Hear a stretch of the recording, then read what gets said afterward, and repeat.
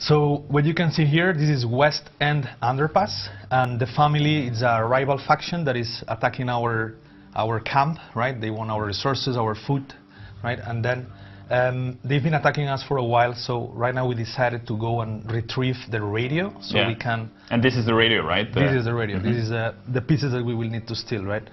And then to steal that radio, what we want to achieve with that is like basically hear what they're doing, so we can be ready if they attack us again, right? Yeah. But you know, as you can see here, like it's not gonna be easy to get to their base because obviously everything is packed with walkers. Right? Yeah. Yeah, the streets are crowded with them and swarmed with them.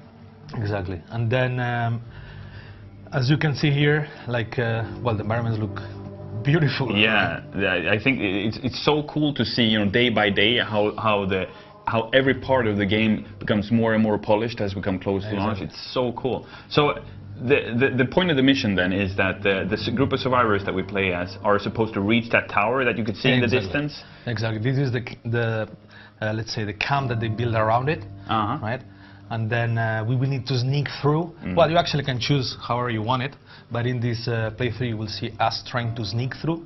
Cool. And here we go. There we start here. All right. And right now we're seeing Aiden play, right? He has a silenced pistol. Exactly. It's important, like any noise that you generate in the game, as you can see in the top, there is a what we call a hordometer. Yeah. And then any noise that you make will actually trigger this, right? And then when you reach specific amounts, like you make too much noise, basically, zombies will start being attracted to the area, right? So right now you will see that there is walkers everywhere. Yeah. But if we fuck up and then we do too much noise, this is not gonna be beautiful, right? And we saw one walker with like a super heavy armor. What was that about? Yeah, that's so as you know, the army has tried to contain the infection, right? Yeah. In Washington D.C. Yeah. There is still some cops that were just turned. In the middle. So some cops have more armor on them. You have to pop up their helmets and stuff like that. Exactly. And then pop up the helmet, and then as every walker, right? The only way to kill them is to actually hit them in the head. Brain. Yeah. Exactly. Yeah. So I think we're at our first puzzle here in the missions, because all the missions have puzzles in them, right? Yes. And many of them have co-op elements where you have to work together in order to overcome them. Can you tell me about this one? Yeah, so here the team finds a door that is blocked, that basically blocks the progression. So then there is a forklift near to it. So what the team is going to try to do is get it back up, right, running again, so then they can lift that door. So as you can see here. Hey, I see that keychain. What is that? Is that a Teddy Move? That's Teddy Move. Oh my God! That's our homage to the Payday community. I like that. I like that. That's very cool. So the levels are actually built in a way that you can approach every situation in the style that you want. For instance, here the team decided to divide into groups. Yeah. And what's the point of that, right? Because in my mind, you should always stick together. Why would people divide themselves into units of 2 and 2 instead of being 4? So it depends a lot of how you want to play it. We've seen players that really pack together in groups of 4 to make kind of a like Praetorian War, like so if they get attacked by walkers, they are always sticking together. This group here is a bit more experienced, so the sniper took that path to take down those human enemies in a small outpost, and the others are trying to clean up the way of walkers, right? Okay. So in terms of the variety of puzzles that we have in the game, right? Like here you will see right now another one that is also blocking the way, right? Yeah. And these are challenges that you're gonna find while you're playing. They are randomized, so every time that you play, they are different. And sometimes they're gonna be simple, sometimes they're gonna be quite complex, right? And we do this to regulate difficulty and to make basically every playthrough different. And increase just increase the player experience, because when you start the mission you want to play it again, and if you do it and it becomes a different experience, walkers coming out of different areas and so on, that's the fun, right? That's the fun factor right there. Exactly. Like think about it. Like you play the level like 40 times, right? And you can explain a story every time you play. So, whoa, what happened there? Aiden opened the door, closed it. He's barricading it. Yeah, actually, he's trying to, like not a good idea, I guess. Yeah. Like, whoop, nope. Yeah, that's the nope door. Yeah, he didn't want to go in there. This is an important mechanic, right? Like walkers, they just come by numbers. So it's like an unstoppable force. Yeah. But you can slow them down. Yeah. Right? I think this is such an important thing, I think, to talk about, that in this game, it's almost like you're not supposed to kill all the walkers, right? Because you don't have the ammunition, there's too many, and if you make too much noise, they will swarm you, right? Exactly. So that's why you have to use the stealth. And so what do we see here? So here, as you guys can see, they're looting. The team is looting this apartment, which is a big part of the game, to loot the environment. Yeah. Why you want to loot? There is a lot of reasons for it. Your abilities, you can craft them, and we will see later like how that works. But you can craft different items that you can use in the level, right? Also, cooperation is important. As you see here, Aiden has marked one enemy, and then Grant with his sniper rifle just took him down, right? Yeah. And now it seems like shit hit the fan. The family has seen us. Exactly.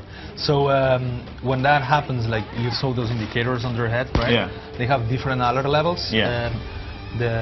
The first one is like they are suspicious. They're like, okay, well, I think there is something there, so they will stare in that direction for a while. And if you don't do anything suspicious, they will just then keep doing what they were doing. If they reach the next level, though, they enter investigation state, so they will approach and check what's going on, right? Like, okay, I saw something, I don't know if it's a walker or a human, I don't know what's going on here, but I'm going to check out, right? And then, obviously, the last one is combat. So that's a cool takedown right there. Yeah. Our team of gameplay programmers and animators that have done a great job. Like, takedowns look fucking amazing. Yeah, they look really cool. And what are they doing now? This is like a different path, right? In order to get to the camp. Yes. So that's a path that they decided to take downstairs, right? And as we said before, we want every run to be a bit different, right? So you have a user story to explain, and like you can get here in a lot of ways, right? Depending on how you progress and what is the randomization seat chooses for you.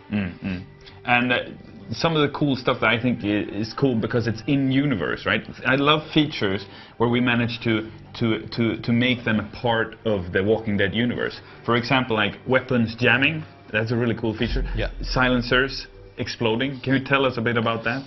Yeah, that's actually a very important element, right?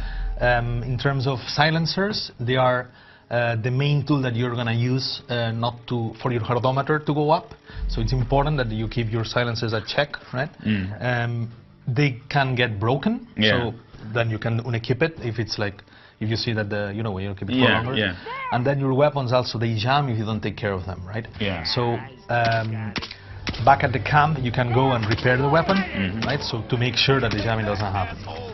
And this is something that important, like keep your tools together. And in the heat of the moment, when the noise meter goes to the top and there's walkers everywhere and the weapon suddenly jams, that's when you go, oh my God, what should I do? That's usually the moment in which we hear more screams. Yeah. Right? Because you're shooting, you think that you have everything under control, and so like, fuck, oh, and then it's a very fun moment, right? Yeah. Can you tell me a bit about the different abilities that the characters have, like Grant's ability, for example? Yes, of course. So every character has its own specialities. Grant, for instance, being a marksman, right? Yeah. He was a hunter before being a survivor. Yeah, before right? the outbreak. Yeah. Before the outbreak. So what he can do is he can mark enemies, so they take extra damage, right? So every character has abilities that complement each other. So if you play in a team, you can actually, if you use the abilities properly, you can take advantage and be more efficient, right? So Maya, for instance, has the healing pack, right? Yeah. And every character has its own, let's say, its own fortes, right? So right now I think we're seeing Heather. She loves the crossbow. What's her ability? So Heather has an ability that, as you can see here, that she's a scavenger. So what she can do is basically she can detect around more easy where all the loot is. Right? Or important items for the puzzle. So it's good to have her, like if you're trying to find, I don't know, more food or any of the resources that you can find, or you just simply, okay, where are the pieces for this puzzle, right? If you're in a hurry, essentially. If you're in a hurry. Yeah, it's good to have Heather with you. You're surrounded with walkers. Now we're taking an elevator. Yeah, we repaired the elevator, so now we're going up.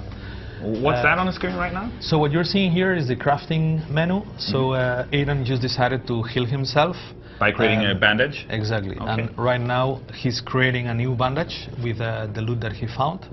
So you find loot in the levels, in the missions, and then you can craft stuff in the missions with it. Exactly. Okay. And now they're getting ready up. And his silencer is just about to break. Look at that. Yeah. One more shot maybe and the silencer will blow up. Yeah. He decided to save it when they were fighting zombies. Yeah, because you can unequip them. Yeah, yes, that's so cool. Oh, yeah, they were broke. That's when the silencer broke. So now he has no other option if he wants to shoot with a ranged weapon, unless he has a silent shotgun. But no, it's not silent anymore. Okay, so now it's all-out action. It's all-out action. And as you guys can see, like every time that he shoots, like the holometer goes up. Yeah, on the top of the screen there. And it's just about to. Oh, there we go. There you go. The noise attracts the walkers, right? Yeah. So this is a feature that really makes the game dynamic and different every time you play, right? Yeah, because it's like a dynamic difficulty. You could argue. It's like the worse you play, the harder it gets, kind of. Well, yes, we punch you in the face, and then when you're on the ground, we just finish you, right? No, but so, yeah, tell me. So the idea with it is that basically with this feature, the levels become super dynamic. Yeah. Because depending on with whom you're playing, the gameplay experience is completely different. Yeah. Right. And even on your own, if you want to go like, okay, I'm a lone wolf, I'm gonna do it on my own. Because like we're saying, this is an experienced crew playing right now. This is an experienced group of survivors. Yep. So their hordometer is nothing in comparison to what if you and me would be playing, for example. Then it'd be all over the place, right? Probably. Yeah. Yeah, we would go full guns blazing, right? Yeah, we definitely. Yeah, I love guns blazing. So we see here Grant is trying to fend off the walkers coming from behind. Yeah, so right now as the holometer went up, they are starting to crowd the area, right? They know there is humans here. They're barricading. That's great.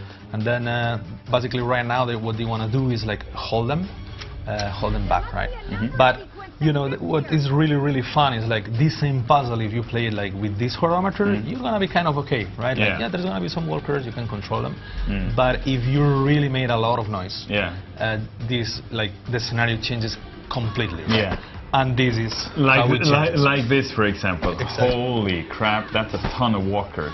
Yeah. So this is when the noise meter, the hordometer is on the top, And so you're supposed to solve puzzles while at the same time fending off hundreds of walkers. Exactly. Okay. So this team has, they know the deal, right? Yeah. So they're holding them behind the door, not to get surrounded, because that's when really things get. And Aiden's very hard. This is we were talking before about the weapon families in the game, that we have different weapon families that have different purposes. For example, with Aiden, right, his baseball bat fills a particular function in a crowded situation like this. Yeah, you can push away, and then you can push away many instead of just one. Exactly. Can you tell me a bit about that? Yeah, we have different weapon families. For instance, Aiden's baseball bat is very good at crowd control. Actually, you can fence enemies easier, and you can use like your light and heavy attacks to control the zombies around you, right? So you have long swipes that push enemies back. Then you have other type of weapons for CQC, like the machete or the pickaxe, that are more for individual workers. So then it's easier and faster to kill one specific worker. And it looks cooler also. I love the machete when you just slash walker's head off. It's beautiful. Yeah, the fire axe is also very cool too. Yeah. Like I really like it. It's weighty and it's a bit slow, but it's beautiful in a gruesome way, because it sounds so weird to say it like that. But when you're when you're playing and you're doing it, it looks so cool. Exactly. So the whole idea is that every weapon has its own purpose and its own strengths and weaknesses, and then basically you need to find the weapon of your choice. Like what do you like to play with more, right? And we're also talking about the game being like a battle of attrition, meaning that you have so little resources. Like Aiden for example, he only has 2 bullets left in his gun, 1 bullet left, and here we go, he's no ammo left. So how do we think there? Like that's part of the game design, that's part of the difficulty, the challenge, and it's also very much in tune with the universe, right? With The Walking Dead, that you have to take care of your bullets, you have to take care of your weapons, you have to try to be stealthy.